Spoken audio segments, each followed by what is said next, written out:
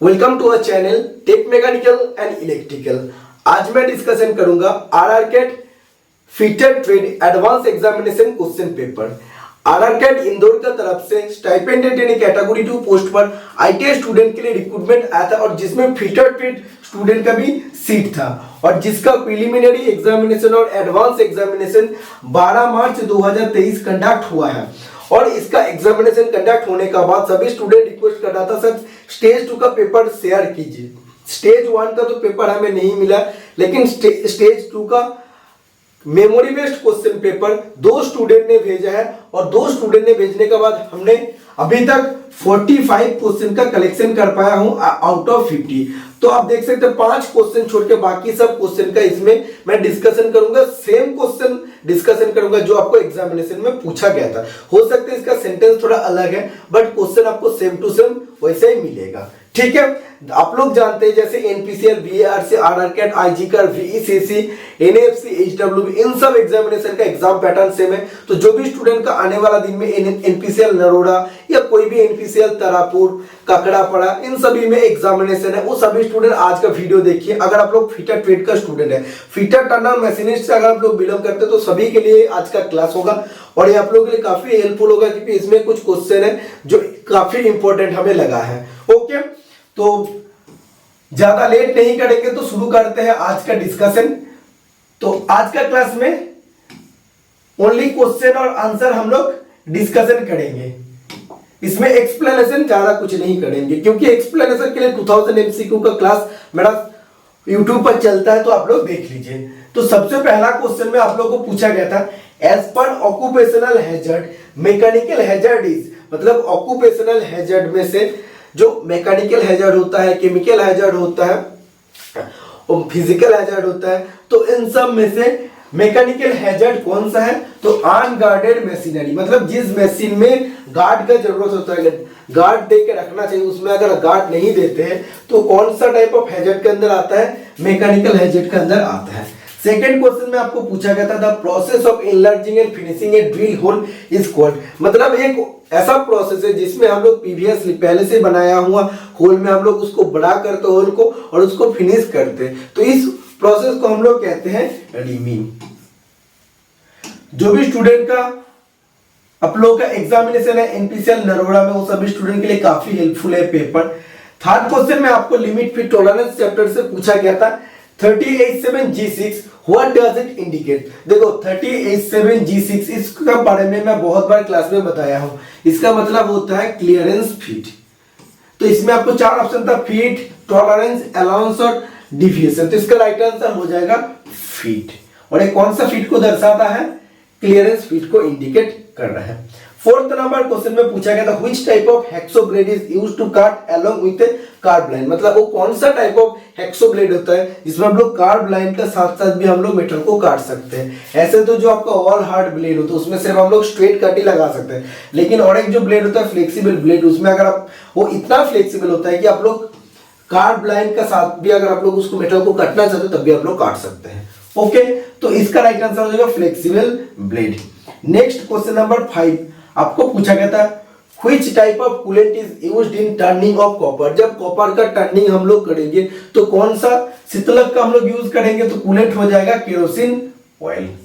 Okay, next question number 6 which bush is used when more than one operation is performed in the same location। तो zig chapter से question आपको पूछा जा रहा है, zig and fixer chapter का question है। इसमें बोले एक ही जगह में अगर एक से अधिक ऑपरेशन आपको करना पड़ेगा तो किस टाइप का बुश यूज होगा?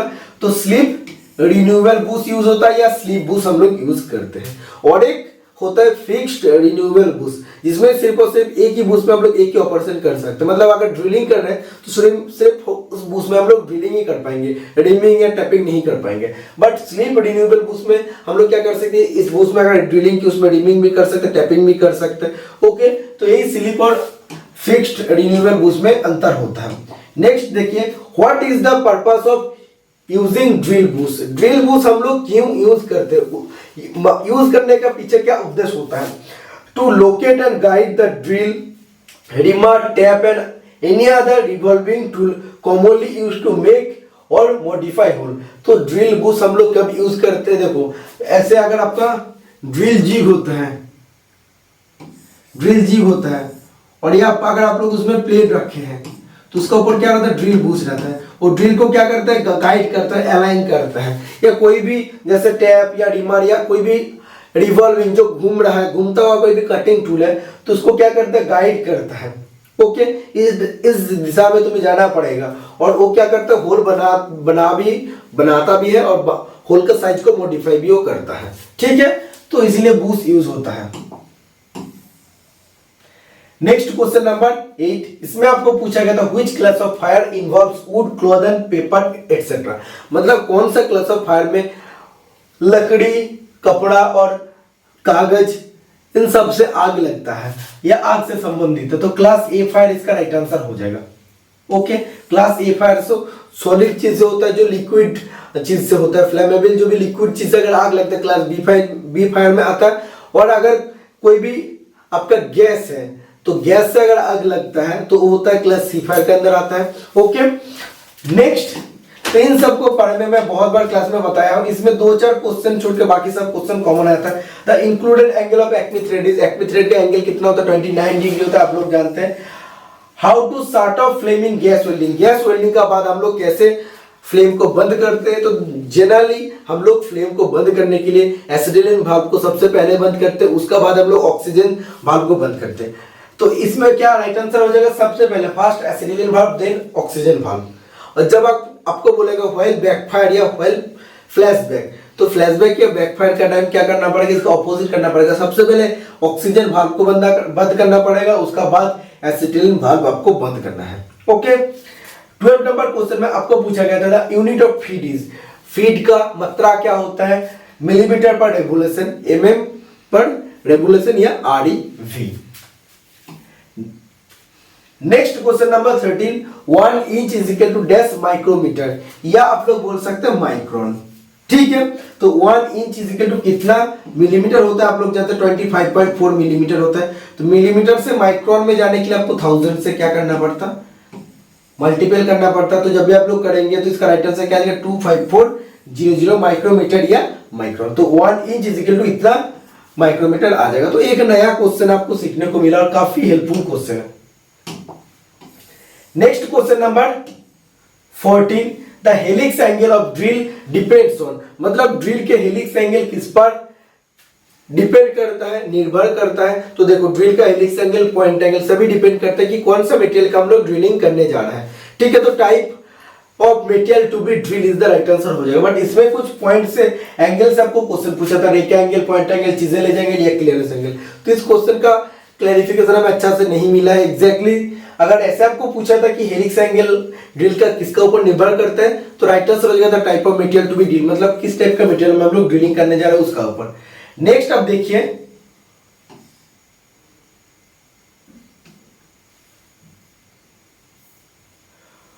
What defect occurs when inclination angle of chisel is very low. मतलब इसमें बोल रहा है अगर चीजेल का इंक्लिनेशन एंगल बहुत ही कम हो जाता है तो उसमें क्या होता है। तो मैं आपको पहले भी इस क्वेश्चन के बारे में बताया था। तो देखो अगर ये चीजेल है या अगर ऐसा चीजेल है, ठीक है, तो इसमें ये आपका जॉब सरफेस है और ये जो आपका एंगल बनता है, वेट, ये जो आप देखिए एंगल आपका बन रहा है, इसका सेंटर लाइन हो जाएगा और ये जो आपका एंगल है इसको हम लोग कहते हैं angle of inclination, angle of inclination. ठीक है, तो ये एंगल अगर कम होगा, मतलब अगर ये एंगल इस टाइप का होता है, कोई भी वर्कपीस सोचे ऐसा है और चीजेल सोचे इस टाइप का है, तो क्या होगा, इंक्लिनेशन एंगल क्या होता है, तब इंक्लिनेशन एंगल से एंगल कम हो जाता है। तो इंक्लिनेशन एंगल कम होने से क्या होता है, स्लिप होता है, स्लिप होता है, वो कटता नहीं है, क्योंकि इंक्लिनेशन एंगल देखिए इसमें प्रॉपर उसका इंक्लिनेशन एंगल होता है तो मटेरियल को काट पाता है। लेकिन इंक्लिनेशन का एंगल कम होने का कारण होगा क्या, जब आप लोग करेंगे ऐसे हैमर से मारेंगे, चिपिंग करेंगे तो चीजेल स्लिप होकर बाहर निकल जाएगा, मतलब वो मटेरियल कट नहीं पाएगा। इसीलिए इसका राइट आंसर क्या हो जाएगा, कौन सा है, to increase sorry chisel will slip and it will not goes inside, मतलब चीजेल स्लिप होगा और वो मेटेरियल का अंदर नहीं जाएगा तो मेटेरियल को कट नहीं पाएगा। ठीक है, next question number 16, what is the use of jockey pulley in belt drive.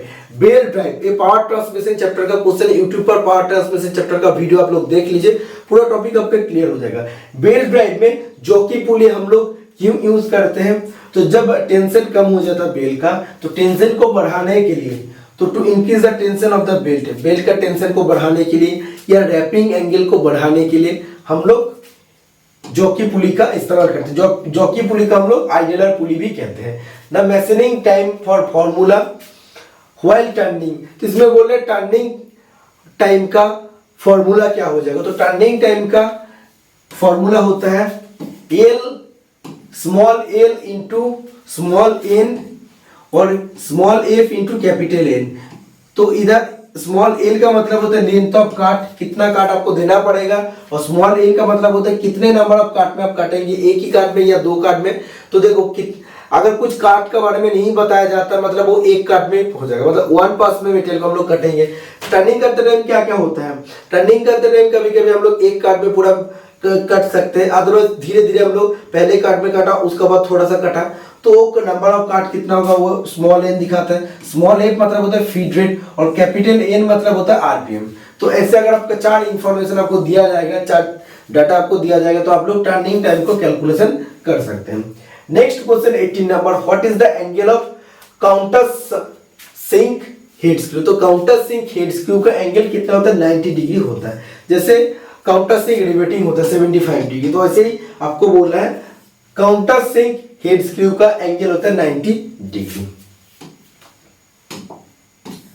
What will happen if cutting edge of drill is unequal. Drill का जो कटिंग एज होता है, अब ऐसे आप देखिए ये आपका ड्रिल है, ठीक है, तो इसका जो दो कटिंग एज होगा, ये जो दो आपका कटिंग एज है ये आपका इक्वल होना चाहिए, क्योंकि पॉइंट एंगल ऐसे आपका जो होगा 118 डिग्री होगा।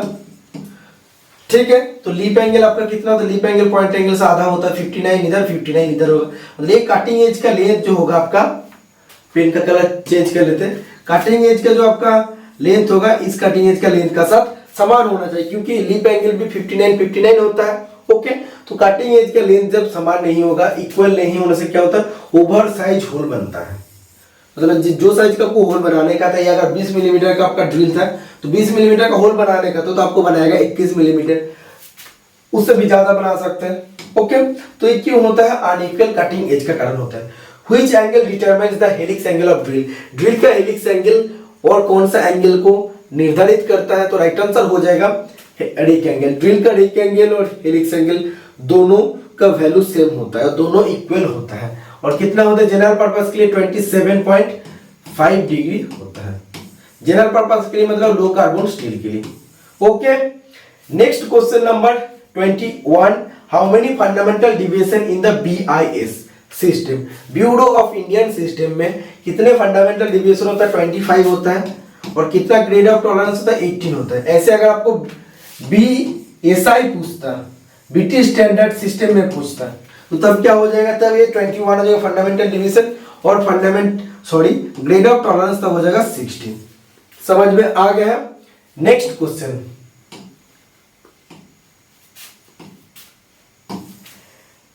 Next question number 22, the hardest cutting tool material is. तो सबसे कठोर कटिंग टूल मटेरियल कौन सा होता है, तो सबसे कठोर कटने का औजार होता है डायमंड, जो मैं आपको पहले ही बताया हूं। और उसका बाद होता है CBN, क्यूबिक बोरोन नाइट्राइड। ठीक है, तो इसका बाद आप देख सकते हैं 23, what is the name of the activity carried out to prevent breakdown of machinery in basic. मतलब मशीन का ब्रेकडाउन होने से बचाने के लिए पहले से जो हम लोग मेंटेनेंस करते रहते हैं, तो उस मेंटेनेंस को हम लोग क्या कहते हैं, प्रिवेंटिव मेंटेनेंस कहते हैं, ब्रेकडाउन को कम करने के लिए। 24 नंबर क्वेश्चन में आपको पूछा गया था, what is the purpose of की। जो की हम लोग यूज करते हैं, तो की हम लोग किस लिए यूज करते हैं, जैसे आप लोग जानते हैं कोई भी अगर आपका शाफ्ट होता है, सोचा ऐसा कोई भी शाफ्ट है और उसमें आपको पुली लगाना है, तो उन दोनों का बीच में की स्लॉट रहता है, उसमें हम लोग की डालते हैं। की डालने से क्या होता है, ये जो आपका शाफ्ट जो आपका घूम रहा है, शाफ्ट जो आपका घूम रहा है वो किसको घुमाएगा, वो बेल्ट को वो पुली को घुमाएगा। और ऐसे तो शाफ्ट अगर घूमेगा उसका अगर आपका पुली रहेगा तो नॉर्मली तो घूमेगा नहीं, तो इसीलिए इन दोनों को कनेक्ट करने के लिए हम लोग की का इस्तेमाल करते हैं। तो की एक मीडियम होता है पावर को या टॉर्क को ट्रांसमिट करने के लिए, तो to transmit torque right answer हो जाएगा। Next question number 25, which medium और drive is used to transmit large power in low space. मतलब कम जगह में जब आपको ज्यादा से ज्यादा मैक्सिमम आपको पावर ट्रांसमिट करना पड़ेगा तो कौन सा ड्राइव होता है, वो आपका हो जाएगा gear drive. Okay, which valve is used as interface between electric and pneumatic system. Electric और न्यूमेटिक सिस्टम में इंटरफेस, इन दोनों का इंटरफेस में कौन सा वाल्व यूज होता है, सोलिनॉइड वाल्व यूज होता है। तो इलेक्ट्रिक और न्यूमेटिक इन दोनों का इंटरफेस में कौन सा वाल्व यूज होता है, सोलिनॉइड वाल्व। एक नया क्वेश्चन है, इससे भी आपको एक नया क्वेश्चन देखने को मिल रहा है। Next question number 28, which part of double acting cylinder prevents air leakage from cylinder to atmosphere. इसमें बोल रहा है डबल एक्टिंग सिलेंडर का वो कौन सा पार्ट होता है जो एयर लीकेज को रोकता है, प्रिवेंट मतलब रोकता है, फ्रॉम सिलेंडर टू एटमॉस्फेयर मतलब सिलेंडर से एटमॉस्फेयर में एयर लीकेज होने से रोकता है। कौन सा पार्ट डबल एक्टिंग सिलेंडर का, तो राइट आंसर हो जाएगा रॉड सील। ठीक है, तो rod seal is the right answer हो जाएगा।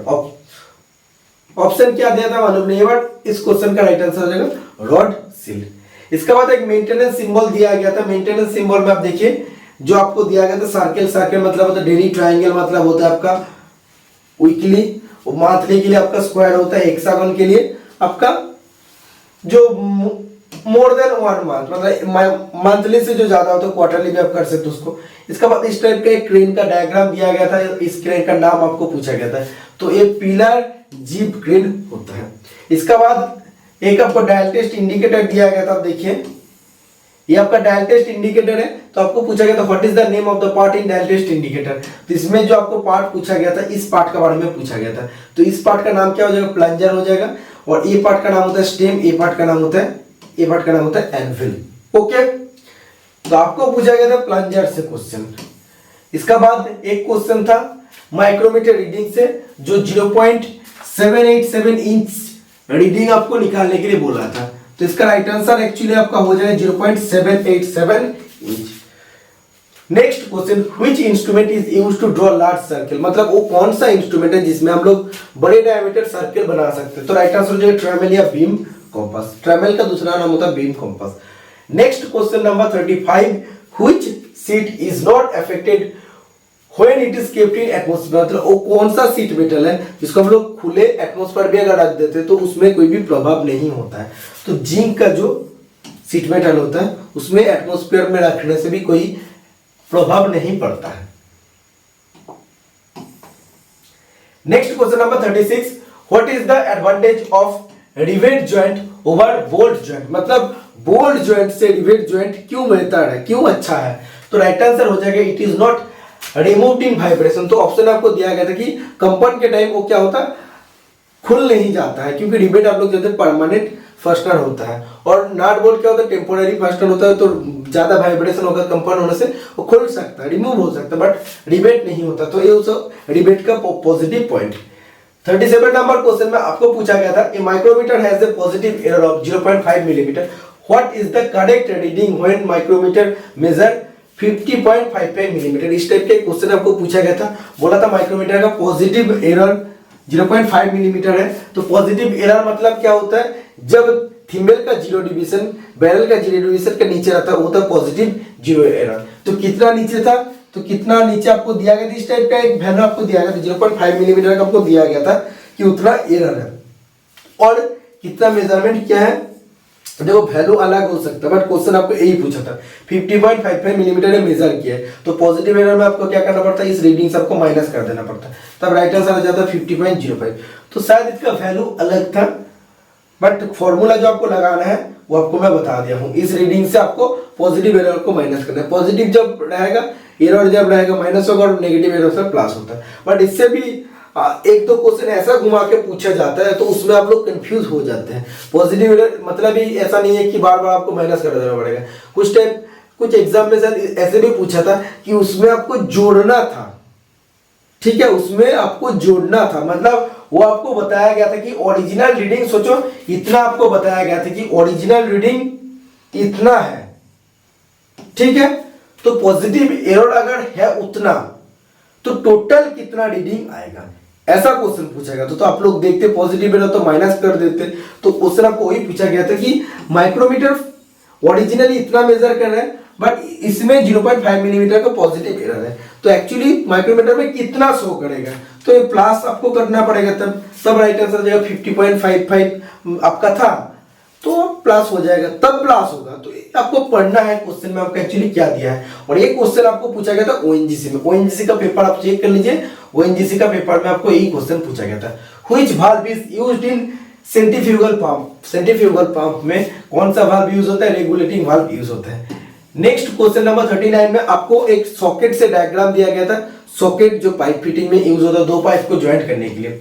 इसका बाद एक क्वेश्चन था thrust ball bearing can carry, thrust ball bearing कौन सा लोड को कैरी कर सकते हैं, एक्सियल थ्रस्ट लोड को कैरी कर सकते हैं। इसका बाद एक क्वेश्चन था which medium is used with crane, crane का साथ कौन सा मीडियम हम लोग यूज करते हैं, तो क्रेन का साथ हम लोग एक हुक यूज करते हैं, तो वो आई बोल्ट होता है, आई शेप का जो आपका बोल्ट होता है उसको हम लोग यूज करते हैं कि एक भारी चीज को या कोई भी इक्विपमेंट को उठा के लिफ्टिंग करना और एक जगह से दूसरा जगह मूव करने के लिए हम लोग आई बोल्ट का इस्तेमाल करते हैं। इसका बाद एक क्वेश्चन था जिसमें आपको मास दिया गया था 6 ग्राम, वेलोसिटी आपको दिया गया था 450 मीटर पर सेकेंड, तो आपको काइनेटिक एनर्जी निकालना था, तो काइनेटिक एनर्जी का फॉर्मूला था half mv square.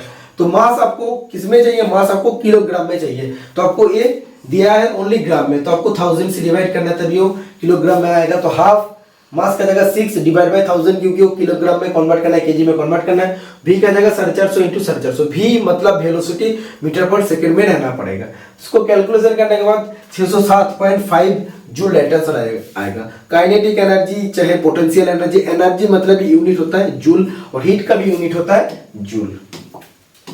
Next question number 43, 15.2 high limit related, इस टाइप का क्वेश्चन था, तो उसका अपर लिमिट या हाई लिमिट से आपको क्वेश्चन पूछा गया था। तो अपर लिमिट या हाई लिमिट का फॉर्मूला क्या होता है, बेसिक साइज प्लस अपर डिविएशन, या जिसको आप लोग कहते हैं कि हाई डिविएशन या मैक्सिमम डिविएशन, जो भी आप बोल सकते हैं। तो ये आपका फॉर्मूला क्या होता है, हाई लिमिट या अपर लिमिट का, या आप लोग मैक्सिमम लिमिट भी बोल सकते हैं, ठीक है।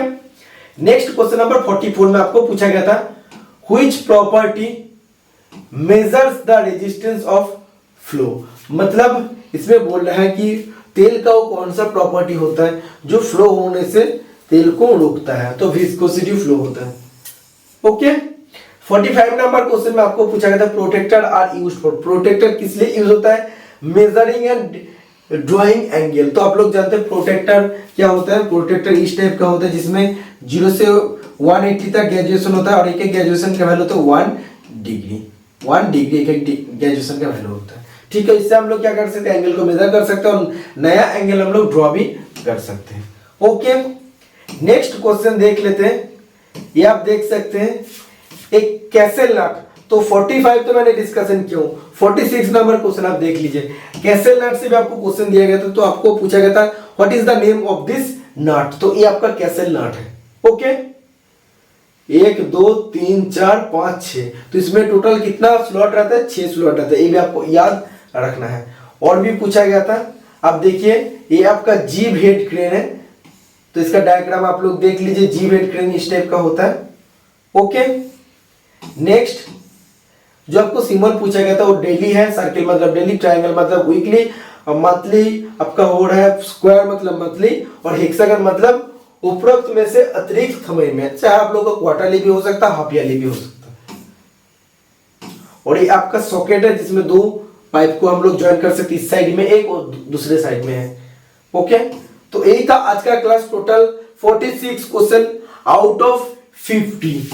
तो आप देखिए कितना अच्छा सपोर्ट हमें मिला है उन दोनों स्टूडेंट से, उन दोनों स्टूडेंट को मैं अपने तरफ से थैंक्स कहना चाहता हूं कि आप लोगों की वजह से इस पेपर का वीडियो मैं बना पाया हूं। और अगर आप लोग पूरा यूट्यूब भी ढूंढेंगे ना, इतना सारा आपको पेपर का वीडियो नहीं मिलेगा जितना जैसे एनपीसीएल का प्रीवियस ईयर पेपर, बीएआरसी का, एनएफसी का, एचडब्ल्यूबी का पेपर, आरआर का कैट का पेपर, सभी का previous year paper memory based paper में ओनली अकेला आप लोग के लिए सॉल्व करके वीडियो बनाता हूं। बाकी अगर आप लोग पेपर ढूंढेंगे आपको मिलेगा आईजी कार्ड का पेपर लिख के, थंबनेल में तो आप देखेंगे आईजी कार्ड का पेपर, लेकिन जो क्वेश्चन आपको सॉल्व कराया जाता है वो आपका पेपर रहता है, एनपीसीएल का पेपर रहता है।